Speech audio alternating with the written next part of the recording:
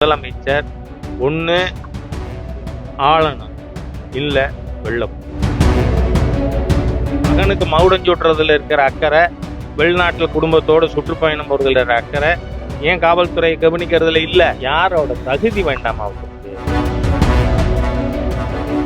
இன்னைக்கு இந்த அரசாங்கம் முதலமைச்சரிலிருந்து எல்லா அமைச்சர்களும் அவர்களுடைய இலாக்காக்கள் பற்றி கவலைப்படாமல், என்னவோ தமிழ்நாடு மக்கள் எல்லாம் மூணாவது மொழி படிக்க மாட்டேங்கிறாங்கங்கிறது மாதிரியா அதை பற்றி பேசுறது. நாங்கள் தமிழ்நாடு சாதிச்சிருக்குன்னு. யார் சாதிச்சிருக்காங்க? அரசு பள்ளிகளில் மாணவர்கள் சேர மாட்டேங்கிறாங்க. 1300க்கும் மேற்பட்ட பள்ளிகள் மூடுற நிலையில் இருக்கு. தனியார் பள்ளிகள் நல்லா செயல்படுது. ஆகவே தமிழ்நாட்டின் பெருமை அனைத்துக்கும் தமிழ் மக்கள் அவர்களுடைய தன் முயற்சியில செய்கிற சாதனையை இவங்க அரசாங்கம் கிளைம் பண்ண வேணாம். முதல்ல முதலமைச்சர் ஒன்று ஆளணும், இல்லை வெள்ளம். 850 காவல்துறை அதிகாரிகள் போதைக்கு உடந்தையா இருந்திருக்காங்கன்னு உளவுத்துறை அறிக்கை வருதுன்னா, முதலமைச்சர் தன் கடமை தவறியவரா இருக்காருன்னு அர்த்தம் தானே. பையனுக்கு மகுடம் சூட்டுறதுல இருக்க மும்முரம் நிர்வாகத்துல இல்ல, அது வன்மையாக கண்டிக்கத்தக்கது. துபாய்க்கு போனார் குடும்பத்தோட. போயிட்டு வரட்டும், வருஷத்துல ஒரு தரம் இந்த மாதிரி குடும்பத்தோட போறதுல ஒன்றும் தப்பு இல்லை.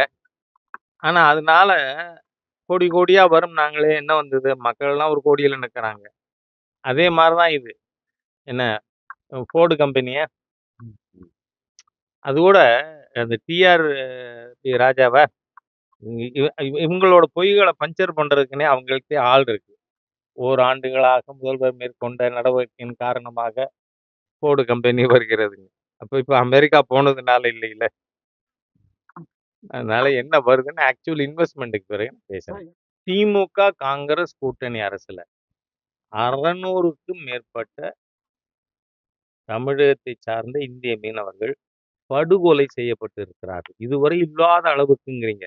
பிஜேபி ஆட்சிக்கு வந்த இந்த 10 வருஷத்துல ஒரே ஒரு மீனவர் ராமேஸ்வரத்துல கொல்லப்பட்டார். அதுவும் எதுக்கு?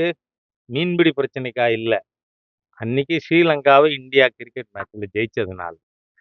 அதனால ரொம்ப இதுவரை இல்லாத புது நேரேட்டிவ் எல்லாம் செட் பண்ணாதீங்க. உங்க நேரேட்டிவ் எல்லாம் பஞ்சர் ஆயிடும். அதனால சொல்றேன்னா, நடந்தது துரதிருஷ்டவசமானது. அரசாங்கம் ராஜ்ய உறவு ரீதியா அதை டீல் பண்ணும். அப்ப நேற்று ஒரு பிரஸ் மீட்ல 1 மணி நேரம் என்னோட வாதாடுறதுக்கு தயாராக யாரோட தகுதி வேண்டாமா அவருக்கு? நான் கேட்குறேன். நான் 1964ல் ஆர்எஸ்எஸ்ல சேர்ந்தவன். ஒரே கொள்கையில 60 வருடங்களா பயணிக்கிறவன். 5 கட்சி அமாவாசை, முதல்ல புதிய பாரதம், அப்புறம் புதிய தமிழகம், அதுக்கப்புறம் விடுதலை சிறுத்தைகள், அதுக்கப்புறம் பகுஜன் சமாஜ் பார்ட்டி, இன்னைக்கு லாஸ்ட் ரிசார்ட் காங்கிரஸ். காங்கிரஸ்ல எத்தனை தலைவர்கள் நேற்றுக்கு என்கிட்ட பேசினாங்க தெரியுமா?